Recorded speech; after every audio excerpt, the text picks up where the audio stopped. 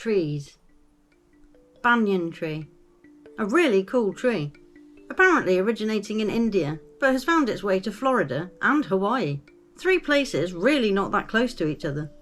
So we can presume that someone was involved in that perhaps.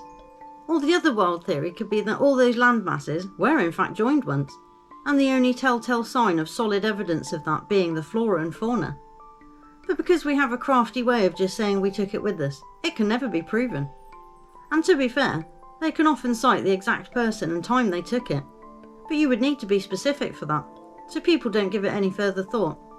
It's also interesting as a tree, as it's known as a strangler fig, which is a tree known for invading other species and treating them as a host, taking hold well above ground and spending the first half of its life not rooted to the ground at all, they say. The largest of these is in Florida, which I have actually seen myself, and it is impressive, I will admit. Yew trees. Native to these islands and known for their appearance in graveyards in the UK, apparently because they thrive on the dead, as it's said, it being suggested that they absorb the vapours produced by putrefaction. They are also quite heavily steeped in mythology too, they say. Easter Island. No trees for a time, or so we are told.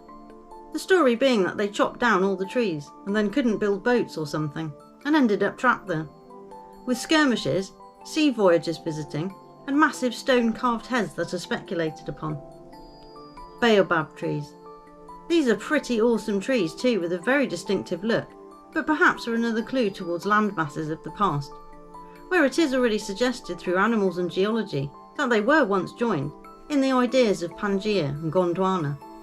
Although I have wondered about it being a joined land in more recent times, and perhaps the idea of flooding and land levels being susceptible to change could have played their part in the rearrangement or splitting of the land masses. But these trees are native to mainland Africa, Madagascar and Australia, so make of that what you will. Their extra skill, other than just being a tree, is that it can hold vast amounts of water and is a lifeline for many where it grows. No trees grow above a certain altitude, and obviously they don't grow underwater either, although can survive being quite submerged for a time. Mangroves being the exception to this. But almost as though trees are a gauge of an environment and how well it can sustain life, all forms of it. We also can't survive above a certain limit or live underwater, and require certain conditions to thrive and reproduce. And it does seem that where we have trees, it's easier for us to live and thrive than where we do not. At least that's how it appears. We can make do in deserts, but it's not ideal. Add a bit of tree coverage, or some foliage generally, and suddenly you have shade and an opportunity for a more elaborate ecosystem to develop.